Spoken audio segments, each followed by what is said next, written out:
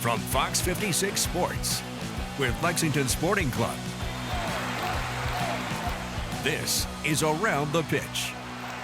Welcome back to Around the Pitch. We're going to talk film with Coach Mac, talk about an uprising player here at LSC. But first, we are joined once again by Regan Steigleder. Regan, thank you so much for joining me. Yeah, thanks for having me. All right, so we talk obviously about the team and the season, but I've heard I have to ask you about why you got the name Regan first. Okay, I blame my mom. When she was pregnant with me, she watched The Exorcist.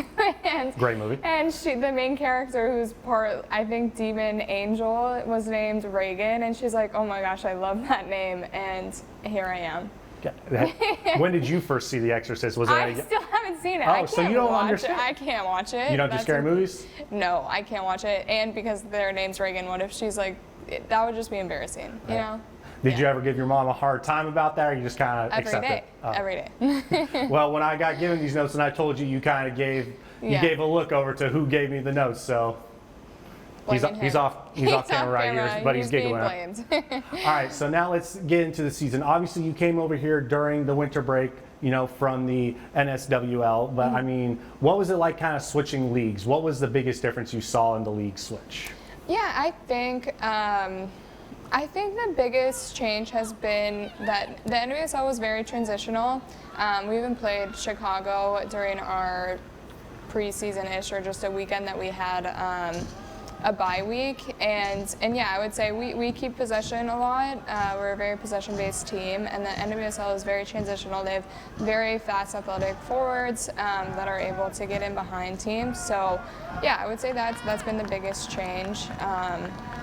Yeah. And when you got here, you were plugged right in. I mean, you signed, and then it was, get out there. So how was that, immediately having that, first team pressure, that first team trust put on you? Yeah, I can't speak to the team before I got here. Obviously, they did such great work before I transitioned onto this team, and I think that I came into a great environment already, and hopefully we just keep carrying things to a championship. All right, and obviously you were in Kansas City. You also spent some time in Sweden. What's kind of the big differences, from KC, Sweden, and here? What are some of the big differences? I don't think there's a huge difference between Kansas City and Lexington. Kansas City's a little bit bigger, but I think the people and the feel is similar. And I'm from Iowa, so it's all pretty Midwestern.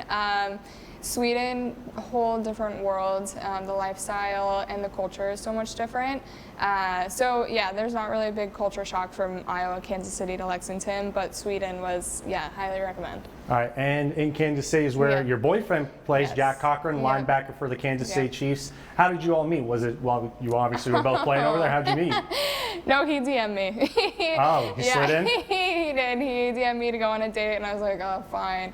And and here we are. All right, and what's it like dating another professional athlete? I assume it's just pretty competitive all the time. Oh, we're crazy people. We're competitive for everything, like card games, rock, paper, scissors, you name it. But I think we understand each other very well. We understand when you come home, you have a tough practice, you have a tough game, you don't want to talk about it. So we say, like, how was practice? If we say fine, then we just don't say another word. And if we say good and we keep talking, it's great. So yeah, I think we have a good understanding of when to talk about sports and when to just not. All right. You kind of touched on it. What's kind of the most mundane, I don't want to say petty, but most like simple thing where you all just turn it into a competition, like you or he has to win? Everything, and almost to an uncomfortable point where his mom is like, why do you guys even play games against each other? I'm like, what do you mean? What do you mean? Yeah, so everything. Yeah. Who's more of the sore loser, you or him? Uh-oh. Me. It's me. And don't show him this ever, but it's me. Okay. All right. Is he a sore winner, or are you the sore winner? Do you kind of brag? I'm a sore winner and a sore loser, but he is too, just like a little bit more mild because he knows I'll be super upset. Well, that's the right thing to do. All the boyfriends and husbands out there, that's the right thing to do. Exactly. All right. And now, obviously, speaking of competition, this season you've been playing, and it's been very tough. You've played some very tough teams. How do you think the season's gone so far since you've gotten here? How's it been for you? Yeah, I think coming in, we came off of 2 wins, which was great. And then we had the little rough spell with Jax, and we played so well against Dallas. It was unfortunate that we had that 1-0 loss when you saw all of the chances that we created. To come back from 2-1 down against Dallas and get the tie, I think that was huge to show our grit. And then come here and get a shutout against Fort Lauderdale is awesome. And we have 2 road games. Brooklyn is our next most important game, so focus on that, get the job done, and then we can look forward from there. All right, well, Regan, thank you so much. Thanks for telling your story. Everyone go see The Exorcist, I guess. Great movie. Except for me, I won't be watching it. Well, everyone's sending Regan your reviews then. Yes. Right, well, thank you so much once again. We'll be back with more Around the Pitch after this. Thank you. You're watching Around the Pitch with Lexington Sporting Club.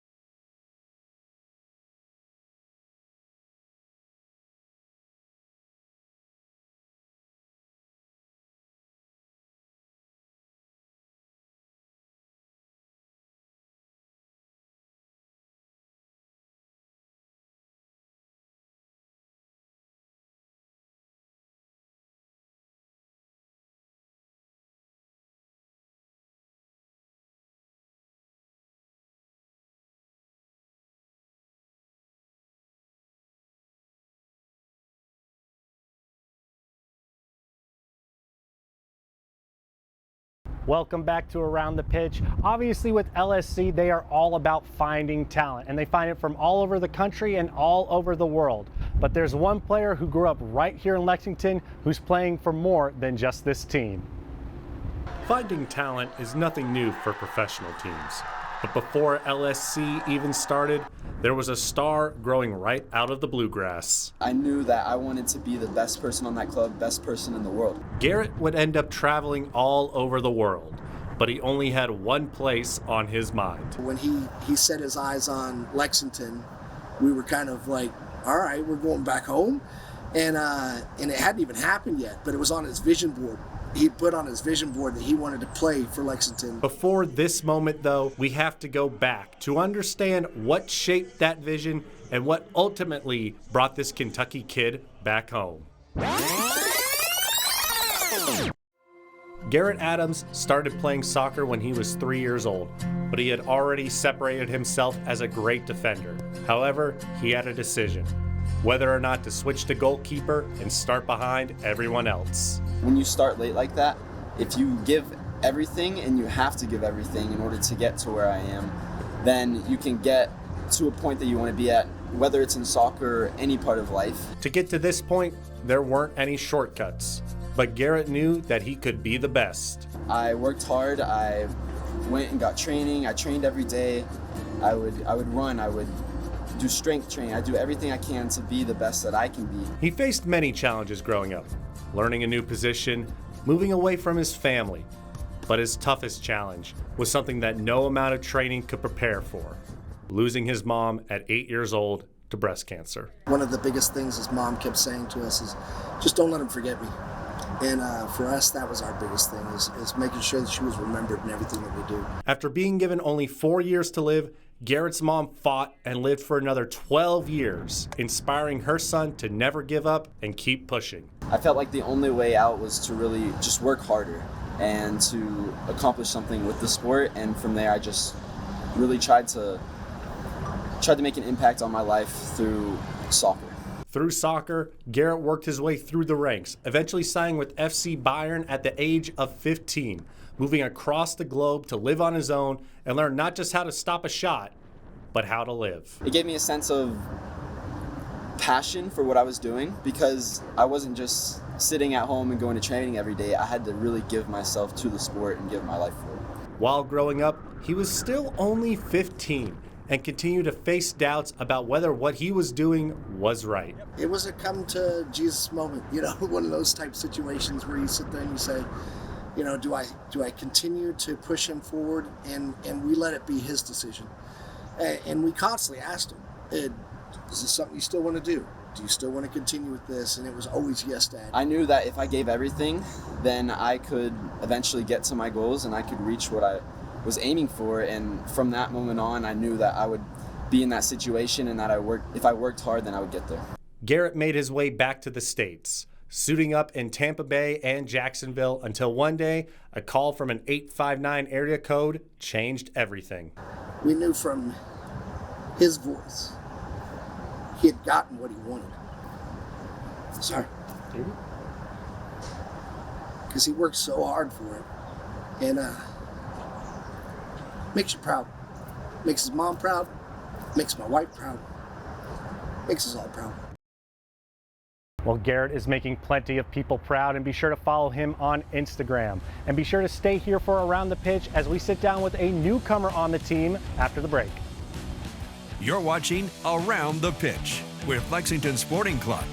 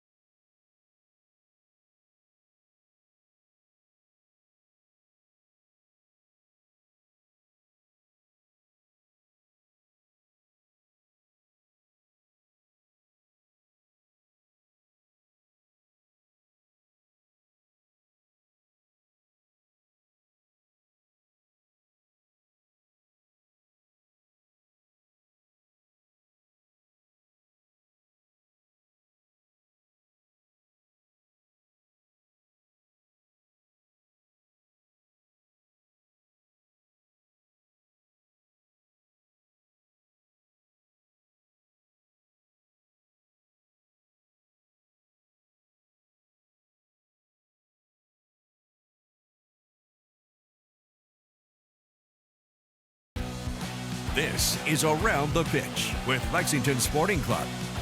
Welcome back to Around the Pitch, and we have a newcomer with us this time, Allie Brown. Allie, thank you so much for joining us. Thank you for having me. All right, so you played at the University of Tennessee, and to UK fans, we'll let that go a little bit, but I mean, what was it like, kind of going from a big SEC program like Tennessee to right here in the pros? What was that transition like? Yeah, I think the SEC, there's a lot of competition, and big school, we play a bunch of bigger schools as well, so it kind of prepared me well. I feel like just the environment at Tennessee and everything, transitioning into here, it was a smooth transition, nothing like crazy where I was like super uncomfortable, so it was good. All right. Have you ever been to Lexington before you signed with the team? We played Kentucky at Kentucky, so I've been when we played them. Otherwise, I have not been or like explored the area. Right. And I guess that's kind of what have you toured the city at all since you got here? Not really. Like I've been to a few places teammates have mentioned, but I feel like I haven't had time to like fully explore yet. All right, and you obviously got here during the winter break, same as Regan. So how was that kind of transition for you when you got signed and you all were training? Obviously, it's too cold outside to really do anything, but how was that kind of period for you? Yeah, it was a pretty smooth transition. I actually joined like 2 weeks after Regan, so it was kind of like an awkward time because the team had already been together training. Mm-hmm. But once I got here, like everyone was super welcoming, the staff was super helpful. It was honestly better than I expected. All right, and you kind of mentioned that you joined kind of late, I guess we could say. Team was already training, bonding. I mean, what is it like in the locker room, and how have they kind of built this culture with the players, and how has Coach Skay and the staff helped with that? Yeah, no, I think it's a great environment. All the girls will randomly text. Like we did a pickleball tournament the other weekend. Who won? I got second place, but Regan actually won. Oh, the sore winner. Yeah, exactly. Yeah, played her in the final, we lost. But yeah, I think the environment is super welcoming. All the girls are super sweet. I think the staff invest in you as a person too, kind of ask about life and everything. So I think it's a great environment. All right, and you're no stranger to kind of big teams or big moments. You trained with the national team a couple of months ago. What was that like? It was an awesome experience. Honestly, being able to train with girls from all over the country in such a competitive and intense environment was great for me personally, and I also learning from a bunch of coaches who really know what they're talking about was awesome. All right, and you kind of mentioned the players and coaches. Was there one particular player or coach that gave you a piece of advice that's just stuck with you since then? I got to play actually alongside Gracie Falla, who is signed here and is coming in the next season. Okay. And so it was awesome getting to like play alongside her because I'm like, we're both signing, we'll be together next year. So it was cool being with her. And then from the coaching staff, I think it was just like, they really emphasized like, if you mess up, like it's okay. Like this is obviously a very competitive environment, and like you put a lot of pressure on yourself as players. And I think it was great hearing that from them, because then it was like, okay, like next play, I got this. Okay. And same question that I asked Regan. Obviously, now you're a part of the team. How do you think the season has gone so far since you've gotten here? Yeah, I think it's been good. Obviously, we haven't gotten all the results we wanted, but I feel like as a team, like we are playing well. We just need to finish and score goals. But we're building, and each game I feel like we're getting better. We're like possessing the ball, so I think it's just that final goal. But as a team, I think we're doing well.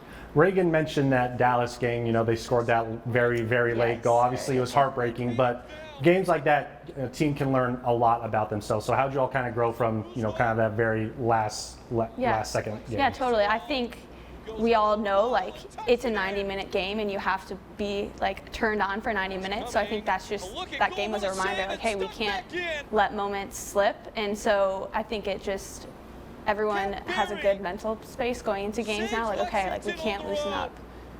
Okay. And Regan also mentioned a lot of road games, a lot of tough games coming up as you all are going through the second half of the season towards the playoffs. What is your all's mentality as you kind of make this push and try to build, like you say, you know, play those 90 minutes and stay tight while you're playing? I think it's just focusing on the next game. I think it's not getting too ahead of ourselves, because once you start like thinking about the next game and when you have a game coming up, you kind of like lose your focus, and just really focusing on the details, the upcoming game and people we're playing against. All right. Allie, I think that was a pretty good debut here for the show. I think you did great. Thank you. All right. Well, thank you all so much for watching. We'll be back with more Around the Pitch after this, where I sit down with Coach Mac to break down some game film. You're watching Around the Pitch with Lexington Sporting Club.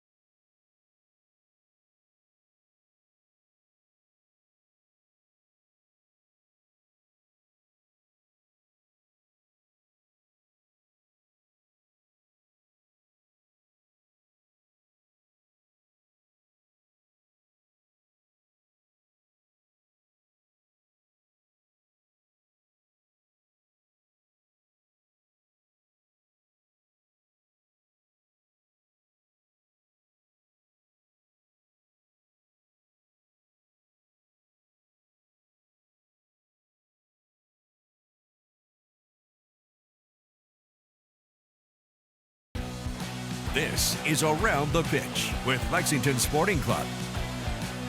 Welcome back to Around the Pitch. We are at the stadium in the locker room with Coach Mac. We're going to break down some game film. But before we get to that, Coach Mac, kind of explain what your philosophy is for how you want this team to operate. Yeah, so we'll look at some clips when we're in attacking moments. You know, we're organized in positions. So all 11 players are positioned very organized, and organization gives you ideas and freedom of execution. So we're trying to utilize everybody's authentic strength come alive in the game. So you'll be able to see in these clips whatever we're talking about. All right, and in the first round game of the U.S. Open Cup, you all scored 9 goals. Obviously, you want that. You might not have planned for 9, but I mean, what was really clicking for that offensive output to happen? Yeah, you know, we've been hungry to score goals, and I thought that a lot of different players contributed to the goals, which is always positive. Different players got assists, so you know, really they were able to showcase their strength in the game and added values in different ways, and it led to goals. So it's a very positive experience for us. All right, well, let's get started. We had the first goal right here. So tell me what we're seeing right here. Yeah, so we are attacking right now, but the opposition just got the ball, about to clear this ball. So play. So it's always important to make a first contact on the ball. So you can see Javane Brown right there is competing for the ball against the opposition forward. But also at the same time, you see the second circle, that's Blaine Ferry there, coming down for the second ball. So it's always important to win the first ball, but it's even more important to win the second ball to sustain our possession. So as you can see, you pick up this ball. Now you can see, the circle, that's Xavier Zenge on the right side. You see the ball goes wide, and this is a 1v1 moment. This is exactly what we want. So you can see the numbers of players around the box trying to enter the box. So Xavier Zenge is not only a great defender, but he's a great attacking 1v1 player. That's right. And also good at serving the ball into the box. So you can see 3 circles right there. 3 players are entering the box. If you follow them, ball's coming in the box. Phil runs in there, and then Nick gets the final touch for a goal. When guys, have success like Xavier did with that first goal where he drew the attention, he didn't get the goal, but he's the reason the goal happened. I mean, how do you adjust to their adjustments? Because obviously they don't want Xavier to be able to do that again. So it's always like looking for the space, know where your teammates are and know your oppositions are, and most importantly, know where the space is. Right. So if the space is inside, we can attack the inside of the field. If the space is outside and it's 1v1, let's utilize attacking player's strength to our advantage. Okay, perfect. Well, that was a great goal. Now we have the 4th goal in here. Obviously a lot to break down, but this 4th one was pretty good as well. Kind of another sort of set play, something that you guys really, really worked on, correct? So we just remembered we had a 1v1 moment out wide. We scored a goal, right? Correct. And now opposition, this is second half, so opposition adjusts to what happened on the first goal, and the second half, you'll see the difference on this clip. Okay. So as you can see, ball now comes to Michael Adedokan in the wide areas. He was 1v1 wide in the first clip you saw. They learned. And in this clip, now you have the second defender join. Okay. There's almost a third one that's about to come right there. So that means that we essentially pulled another defender from the middle area to come into the wide area that makes it 1v2. So he has the ball in 1v2 wide areas. Now he dribbles inside, plays Aaron Malloy inside now. Right. Now the middle area is open. Now, as you can see, the arrow coming down, that's Phil Goodham right there in the center forward position, coming down to get this ball. Okay. That pass is open now because we've drawn another defender to wide areas to begin with. So you can see ball comes in, Phil has an unbelievable touch there. Yeah. Nick has great composure to finish that chance. Attacking, strength, and scoring goals. That's the plan, always? Yes. So it's, it's not a one person's ability to score the goal. It's the whole entire team's discipline in positioning, which allows us to have a higher probability of positive action from each and every one of the players. All right, well, there was plenty of positive action in this game, and hopefully it'll keep going forward. Mac, thank you so much for breaking down film with me. Thank you very much. All right, thank you all so much for watching Around the Pitch. We'll be back next month with more.